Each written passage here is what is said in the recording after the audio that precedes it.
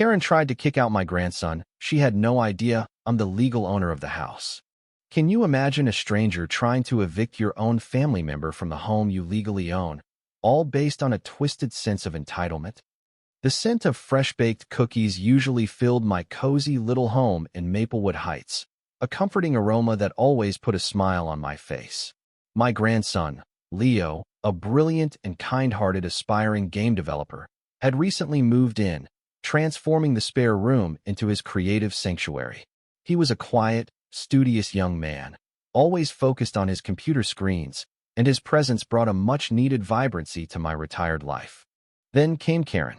Karen Sterling, the self-proclaimed neighborhood watch captain, and, in reality, a busybody with a pathological need to control every perceived deviation from her rigid notion of suburban perfection.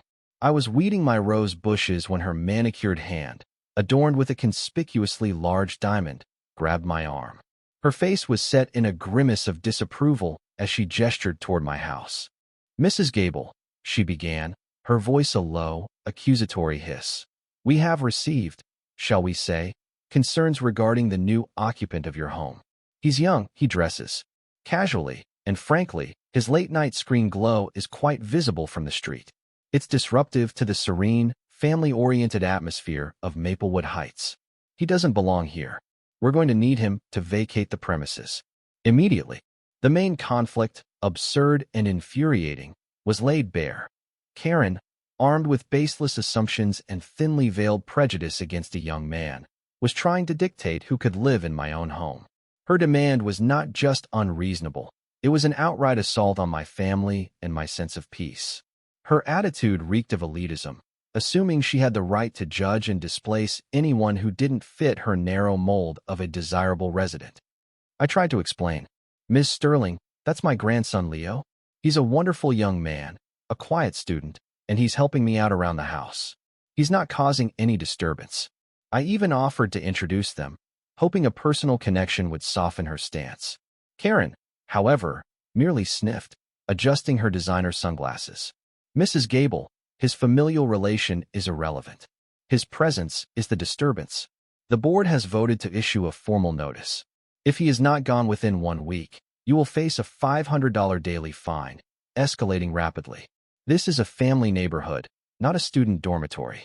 Her tone was dismissive, her eyes holding a cold, unyielding glint of victory. She believed she had me trapped. The fines began, accumulating with shocking speed. Karen started a petition, exaggerating Leo's harmless habits into a litany of neighborhood violations, painting him as a loud, disruptive presence. She even posted thinly veiled threats on the community Facebook group, hinting at further actions if the problem wasn't resolved. Then, her pettiness escalated to an appalling act of harassment. One afternoon, while I was out grocery shopping, she marched up to my house with 2 burly men from a private security firm she'd hired. She confronted Leo, who was quietly working at his computer, with a fake eviction notice, demanding he leave immediately and threatening to call the police if he didn't comply. She then brazenly started taking photos of him, claiming it was for documentation. It was a direct, aggressive attempt to intimidate and illegally remove my grandson from his own home. Right after the attempted eviction, a crucial twist unfolded from an unexpected source. The quiet, observant mailman, Mr. Henderson, who had served our route for decades, happened to be delivering a package to my house. He saw the entire confrontation.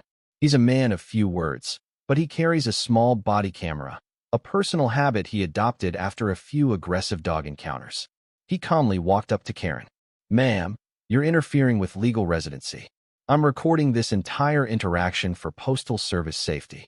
His body camera, clear as day, captured Karen's fake eviction notice, her aggressive threats, and her smug, self-satisfied face as she tried to intimidate Leo.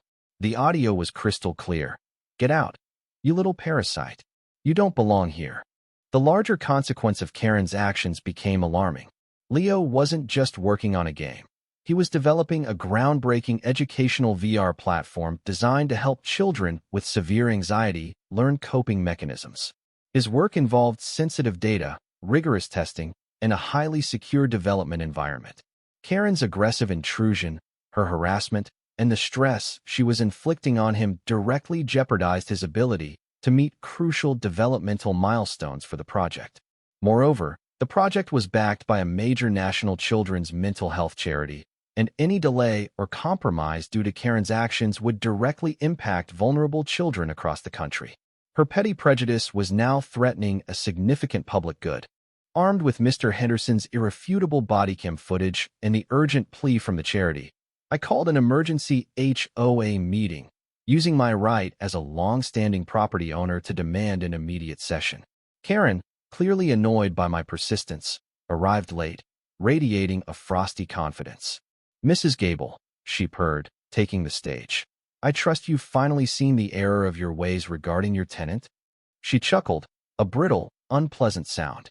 "No, Karen," I retorted, my voice steady and firm. "I've come to expose yours." I projected Mr. Henderson's body cam footage onto the large screen. The room erupted in shocked murmurs as Karen's aggressive, illegal attempted eviction of Leo played out. Karen's face contorted in disbelief, then rage. "That's manipulated. That man is a lunatic. He's trespassing. This is a malicious attack on my character," she shrieked, desperately trying to manipulate the situation, her voice shrill and breaking. She started pointing fingers, trying to turn the crowd against me and Mr. Henderson. Just as she reached peak hysteria, the doors to the community center swung open, and strode not just Chief Morales of the Maplewood Heights Police Department, but also a representative from the State Attorney General's office, and, surprisingly, a highly respected legal counsel from the National Children's Mental Health Charity. The charity's lawyer, Ms. Davies, spoke first, her voice ringing with authority. "Ms. Sterling, our charity has received a formal complaint regarding your direct interference with a federally funded project for vulnerable children.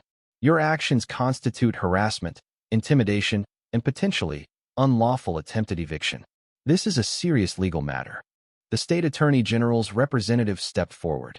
"And Ms. Sterling, we've also been investigating reports of widespread abuse of power within the Maplewood Heights HOA, specifically regarding the arbitrary imposition of fines and the questionable enforcement of bylaws. Your past actions suggest a pattern of behavior that directly harms residents and violates fair housing practices." A nervous cough rippled through the room as a junior HOA board member, clearly terrified, stammered to Chief Morales. She told us she owned half the rental properties in the neighborhood. She kept pushing for stricter rules to drive down property values so she could buy more cheaply. It was a chilling revelation. Karen wasn't just a busybody. She was systematically using her HOA power to harass residents, depress property values, and then secretly buy up homes at a discount through shell corporations, establishing a private rental empire. Her prejudice against Leo was rooted in her fear that a successful, young resident might upset her scheme. A past incident, whispered among the older residents, revealed that Karen had once been involved in a rent-eviction scandal in another town, forcing out long-term tenants under false pretenses. The consequences for Karen Sterling were immediate and utterly devastating. She was arrested by Chief Morales on multiple charges, including harassment, attempted unlawful eviction, and later, as the full extent of her scheme was uncovered, for real estate fraud, abuse of power, and racketeering. The Maplewood Heights HOA was placed under immediate state oversight, its bylaws frozen, and a full investigation launched into her illicit property acquisitions. The $500,000 in fines she tried to impose on me now seemed like pocket change compared to the multi-million-dollar fraud she'd been running. Her carefully cultivated image as the benevolent community matriarch shattered into irreparable pieces. The residents she had once intimidated now turned on her, furious at being manipulated and exploited.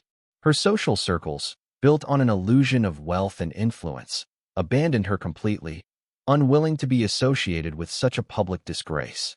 Her vast real estate empire, her fortune, her status, her perceived power all confiscated as part of the ongoing investigation and subsequent lawsuits.